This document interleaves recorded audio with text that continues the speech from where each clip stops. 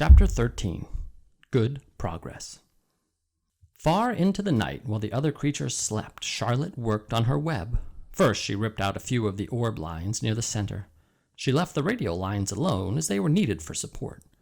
As she worked, her 8 legs were a great help to her. So were her teeth. She loved to weave, and she was an expert at it. When she was finished ripping things out, her web looked something like this. A spider can produce several kinds of thread. She uses a dry, tough thread for foundation lines, and she uses a sticky thread for snare lines, the ones that catch and hold insects. Charlotte decided to use her dry thread for writing the new message. If I write the word terrific with sticky thread, she thought, every bug that comes along will get stuck in it and spoil the effect. Now, let's see. The first letter is T. Charlotte climbed to a point at the top of the left-hand side of the web. Swinging her spinnerets into position, she attached her thread and then dropped down. As she dropped, her spinning tubes went into action and she let out thread. At the bottom, she attached the thread. This formed the upright part of the letter T. Charlotte was not satisfied, however. She climbed up and made another attachment right next to the first. Then she carried the line down so that she had a double line instead of a single line. It will show up better if I make the whole thing with double lines. She climbed back up, moved over about an inch to the left, touched her spinnerets to the web, and then carried a line across to the right, forming the top of the T. She repeated this, making it double. Her 8 legs were very busy helping. Now for the E.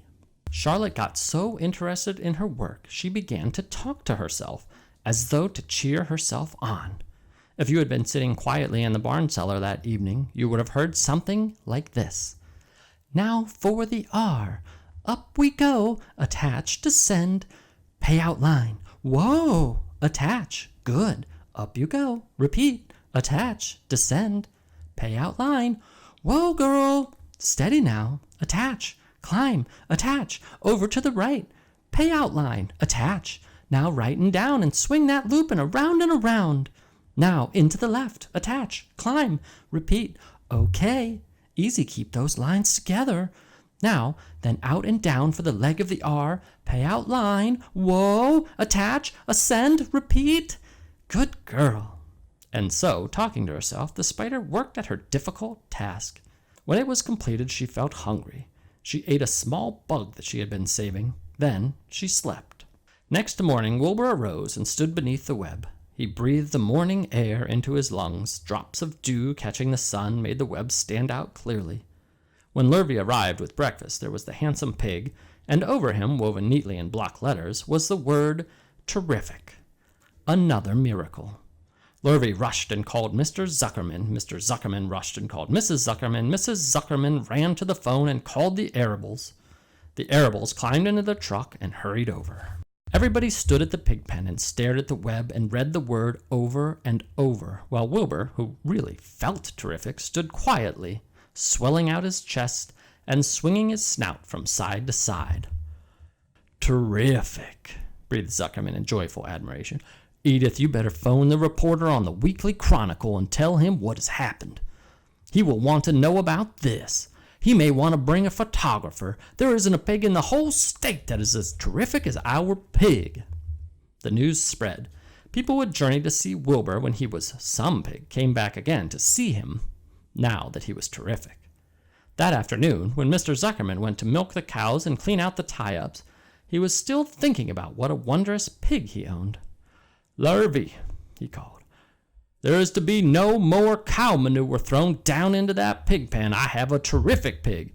I want that pig to have clean, bright straw every day for his bedding, understand? Yes, sir, said Lurvy. Furthermore, said Mr. Zuckerman, I want you to start building a crate for Wilbur. I've decided to take the pig to the county fair on September 6th. Make that crate large and paint it green with gold letters. What will the letters say? Asked Lurvy. They should say Zuckerman's famous pig. Lurvy picked up a pitchfork and walked away to get some clean straw. Having such an important pig was going to mean plenty of extra work. He could see that. Below the apple orchard at the end of the path was the dump where Mr. Zuckerman threw all sorts of trash and stuff that nobody wanted anymore. Here, in a small clearing hidden by young alders and wild raspberry bushes, was an astonishing pile of old bottles and empty tin cans and dirty rags and bits of metal and broken bottles and broken hinges and broken springs and dead batteries and last month's magazines and old discarded dish mops and tattered overalls and rusty spikes and leaky pails and forgotten stoppers and useless junk of all kinds, including a wrong-sized crank for a broken ice cream freezer. Templeton knew the dump and liked it. There were good hiding places there, excellent cover for a rat, and there was usually a tin can with food still clinging to the inside. Templeton was down there now, rummaging around. When he returned to the barn, he carried in his mouth an advertisement that he had torn from a crumpled magazine. "How's this?" he asked, showing the ad to Charlotte. "It says crunchy. Crunchy would be a good word to write in your web." "Just the wrong idea," replied Charlotte. "Couldn't be worse. We don't want Zuckerman to think Wilbur is crunchy. He might start thinking about crisp, crunchy bacon and tasty ham. That would put ideas into his head. We must advertise Wilbur's noble qualities, not his tastiness. Go get another word, please, Templeton." The rat looked disgusted, but he sneaked away to the dump, and he was back in a while with a strip of cotton cloth. "How's this?" he asked. "It's a label off an old shirt." Charlotte examined the label. It said, "Pre-shrunk." "I'm sorry, Templeton," she said, "but pre-shrunk is out of the question. We want Zuckerman to think Wilbur is nicely filled out, not all shrunk up. I'll have to ask you to try again." "What do you think I am, a messenger boy?" grumbled the rat. "I'm not going to spend all my time chasing to the dump after advertising material." "Just one more, please," said Charlotte. "I'll tell you what I'll do," said Templeton. "I know where there's a package of soap flakes in the woodshed. It has writing on it. I'll bring you a piece of the package." He climbed the rope that hung on the wall and disappeared through a hole in the ceiling. When he came back, he had a strip of blue and white cardboard in his teeth. "There," he said triumphantly. "How's that?" Charlotte read the words. "With new radiant action." "What does it mean?" asked Charlotte, who had never used any soap flakes in her life. "How should I know?" said Templeton. "You asked for words, and I brought them. I suppose the next thing you'll want me to do is fetch a dictionary." Together they studied the soap ad. "With new radiant action," repeated Charlotte slowly. "Wilbur," she called. Wilbur, who was asleep in the straw, jumped up. "Run around," commanded Charlotte. "I want to see you in action, to see if you are radiant." Wilbur raced to the end of his yard.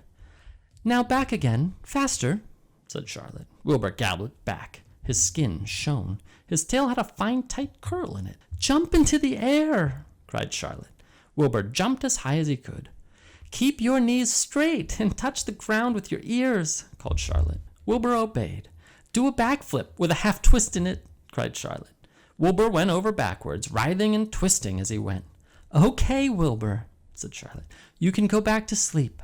Okay, Templeton. The soap ad will do, I guess. I'm not sure Wilbur's action is exactly radiant, but it's interesting." "Actually," said Wilbur, "I feel radiant." "Do you?" said Charlotte, looking at him with affection. "Well, you're a good little pig, and radiant you shall be. I'm in this thing pretty deep now. I might as well go the limit."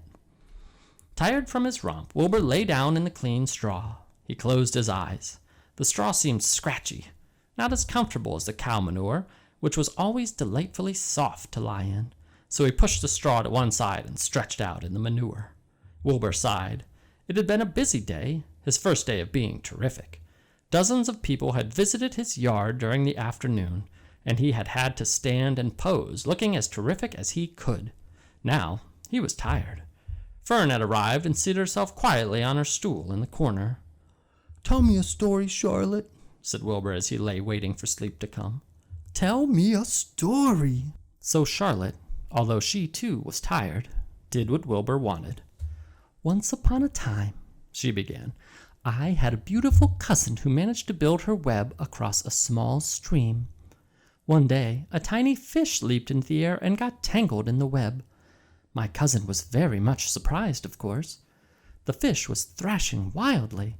My cousin hardly dared tackle it, but she did. She swooped down and threw great masses of wrapping material around the fish and fought bravely to capture it. "Did she succeed?" asked Wilbur. "It was a never-to-be-forgotten battle," said Charlotte. "There was the fish, caught only by one fin and its tail wildly thrashing and shining in the sun. There was the web, sagging dangerously under the weight of the fish." "How much did the fish weigh?" asked Wilbur eagerly. "I don't know," said Charlotte. "There was my cousin slipping in, dodging out, beaten mercilessly over the head by the wildly thrashing fish, dancing in, dancing out, throwing her threads and fighting hard. First she threw a left around the tail. The fish lashed back, then a left to the tail and a right to the middle section. The fish lashed back. Then she dodged to one side and threw a right and another right to the fin, then a hard left to the head, while the web swayed and stretched."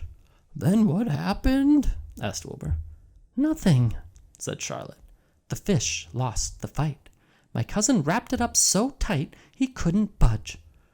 "Then what happened?" asked Wilbur. "Nothing," said Charlotte. "My cousin kept the fish for a while, and then, when she got good and ready, she ate it." "Tell me another story," begged Wilbur. So Charlotte told him about another cousin of hers who was an aeronaut. "What's an aeronaut?" asked Wilbur. "A balloonist," said Charlotte. "My cousin used to stand on her head and let out enough thread to form a balloon. Then she'd let go and be lifted into the air and carried upward on the warm wind." "Is that true?" asked Wilbur. "Or are you just making it up?" "It's true," replied Charlotte. "I have some very remarkable cousins. And now, Wilbur, it's time you went to sleep." "Sing something," begged Wilbur, closing his eyes.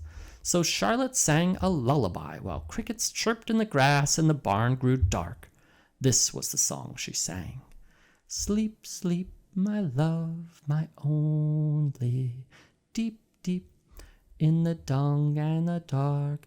Be not afraid and be not lonely. This is the hour when frogs and thrushes praise the world from the woods and the rushes. Rest from care, my one and only, deep in the dung and dark." But Wilbur was already asleep. When the song ended, Fern got up and went home.